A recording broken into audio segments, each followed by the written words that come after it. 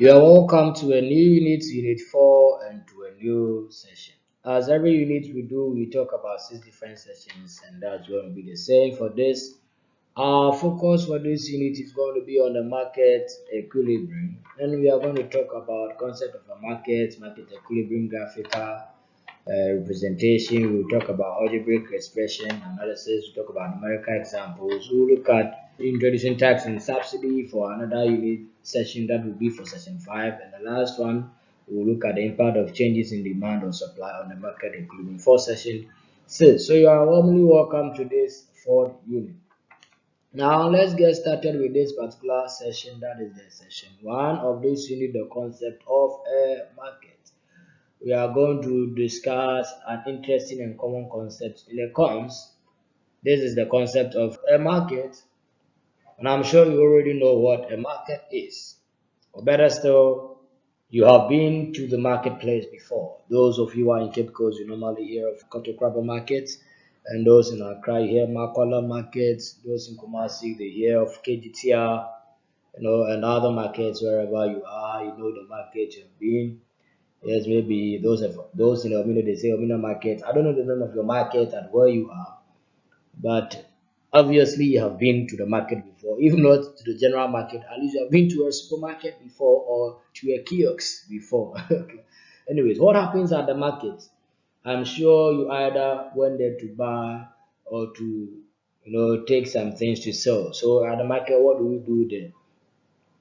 Maybe you may easily say that we buy and sell there, but that does the market need to be physical location only? These days we hear of online markets, right? Well, keep cool and let's find out in this session the economic definition of a market and also the various types of markets stated in economics. In so doing, we begin to tackle the key questions on how society decides what, how, and for whom to produce. So by the end of this session, we believe that you should be able to have a clear definition of a market as used by economists, and you should be able to mention the types of markets stated in economics. All right. So let's look at the concept of markets. For those of us born in a typical village, our first knowledge of a market was an open space where people displayed few items on small tables. The roof over the market was the shade provided by a big tree. Those of us coming from big villages, is it not true? Anyways, well, you can find out from some of your friends. I'm sure you all have been to the marketplace before. And I said at the beginning or asked at the beginning, what happens at a market?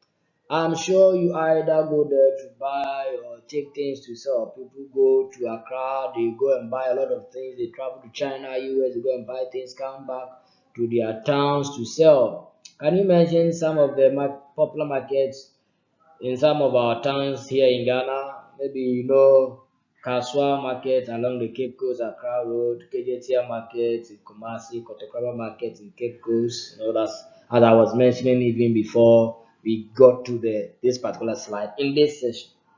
So with this in mind, what then can we say a market is, at least in economics?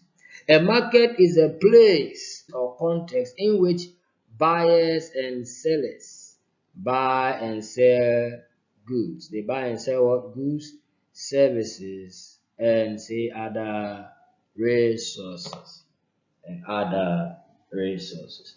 The market for a particular good consists of all the buyers and sellers of that good. For example, the market for pork on a given day at a given place is just a set of people potentially able to buy or sell pork at that time and location. In the market for pork, you see that sellers consist of the individuals and companies that either do sell or might, under the right circumstances, sell pork. Similarly, the buyers in this market include all individuals who buy or might buy pork. Once we define a market this way, we can identify the different types of markets stated in economics. Now, in the next session, we will talk about next slide. We will talk in this particular session. We are going to talk about the types of markets.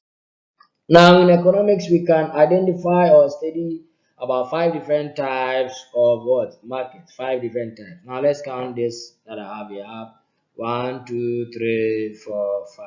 So 5 different types of market.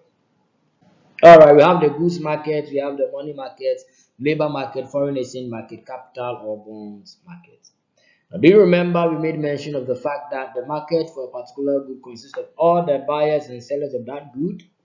So these 5 different types of market listed here have been classified according to the kind of good or service being bought or sold.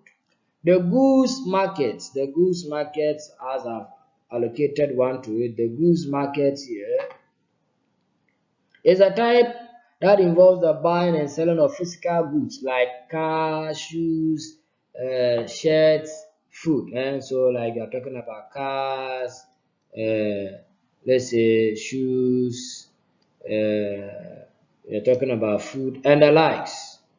That's what we mean by the goods market. In this market, sellers consist of all the individuals and companies that either do sell or might, under the right circumstance, sell these physical goods. Similarly, buyers in this market include all individuals who buy or might buy these goods. Next, we have the money market. This is a kind of arrangement that allows those with money to sell or lend, like say individuals, banks, and financial institutions, to trade or exchange their money with those who want to buy or borrow. So maybe you have money to lend, you give it to someone who wants to borrow money, a fee or at a fee. We normally call the fee interest. All right, so that's what we call the money market. The labor market involves a set of arrangements which allows households and individuals to offer or sell their efforts or skill in the form of employment. That's what we call the labor market.